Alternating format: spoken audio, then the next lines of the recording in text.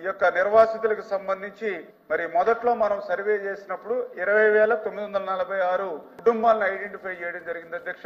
తర్వాత మళ్ళీ కొత్తగా రాడార్ సర్వే చేస్తే ఇంకా అదనంగా 17,117 ఐడెంటిఫై చేయడం జరిగింది అధ్యక్ష. ఇందులో మొదటి సర్వే చేసినటువంటి 20,946 కుటుంబాలకు గాను 75 కాలనీల్ని ఆ రోజు మనం ఐడెంటిఫై చేసి నిర్మాణం మరి ప్రారంభించడం జరిగింది. అందులో 26 కాలనీలు పూర్తి చేయడం జరిగింది అధ్యక్ష. ఇంకా 49 కాలనీలు ఇప్పుడు ప్రెసెంట్ ఆన్ గోయింగ్ లో ఉన్నటువంటి పరిస్థితి అధ్యక్ష. ఇది రకంగా ఈ 75 కాలనీలో ఉన్నటువంటి పురోగతి. కాకపోతే రెండవది ఏదైతే ఇప్పుడు రాడార్ సర్వే ద్వారా ఆ 20,000 కుటుంబాలకు అదనంగా ఇంకా ఏదైతే 17,117 కుటుంబాలను ఏదైతే ఐడెంటిఫై చేశామో అవి ఇప్పుడు 49 గ్రామాలకు వస్తున్నాయి అధ్యక్ష. ఆ 49 గ్రామాల్లోనూ కూడా ఇప్పుడు మనం గ్రామ సభలు నిర్వహిస్తూ ఉన్నాం. ఆ గ్రామ సభలు నిర్వహించి వాళ్ళ ఆప్షన్ 1 or 2 or 3 అంటే వాళ్ళు ఏదైతే సొంతంగా ఇళ్లు నిర్మాణం చేసుకుంటామా, లేకపోతే ప్రభుత్వం అందించేటువంటి హౌసెస్ లో వాళ్ళు అకామిడేట్ చేసుకోవడమా, లేకపోతే ఈ రెండు కాకుండా స్థలానికి అదేవిధంగా హౌస్ కి సంబంధించి వన్ టైం సెటిల్ మీద మరి మనీ తీసుకోవడం అనేది 3 ఆప్షన్స్ ఏవైతే ఉన్నాయో ఆ గ్రామ సభలు పెట్టి వాళ్ళ ద్వారా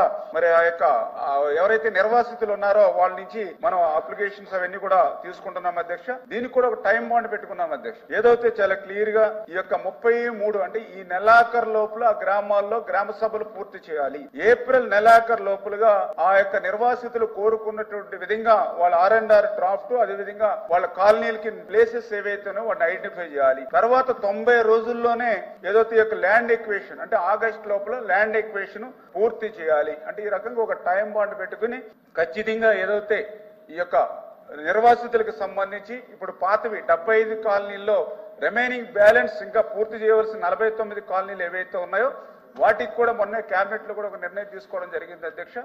ఏదైతే గతంలో మనం టెండర్స్ పిలిచి వాటి నిర్మాణానికి ఏజెన్సీలు ఫిక్స్ చేసినప్పుడు గత 5-6 సంవత్సరాల నుంచి పనులు చేయకుండా బిల్లులు రానిటువంటి స్థితిలో ఇప్పుడు ఆ పనుల్ని కంప్లీట్ చేయమంటే ఈ కొత్తగా పెరిగినటువంటి రేట్లుగా గిట్టుబాటు కాదనే ఉద్దేశంతో వాళ్ళ జీవో 35 ప్రకారం కొత్త రేట్స్ ఇమ్మని అడిగితే అది సాధ్యమయ్యేటువంటి పని కాదని ఆ పనులన్నీ కూడా రద్దు చేసి ఇప్పుడు కొత్తగా టెండర్లు పిలిచి ఆ యొక్క 49 కాలనీలు కూడా పూర్తి చేయాలనేటువంటిది ఒకటి.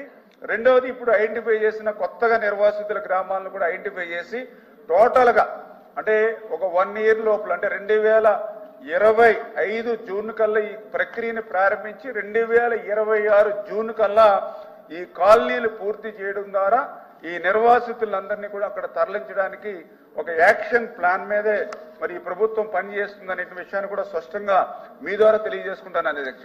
అంటే ఈ ప్రభుత్వానికి పోలవరం ప్రాజెక్టు నిర్మాణం ఎంత అవసరమో ఆ ప్రాజెక్టు నిర్మాణంతో పాటుగా ఆ ప్రాజెక్టుకి తమ విలువైనటువంటి భూములు కానీ ఆస్తులు కానీ త్యాగం చేసినటువంటి నిర్వాసితులు ఎవరైతే ఉన్నారో వాళ్ళ క్షేమం కూడా అంతే ముఖ్యం. అందుకని అంత ప్రయారిటీ ఈ రోజు ఈ ప్రభుత్వం ఇస్తున్న విషయాన్ని కూడా సందర్భంగా తెలియజేస్తూ అందులో భాగంగా ఇప్పుడు ఏదైతే మౌలిక వసతులు కూడా అడిగారు అధ్యక్ష.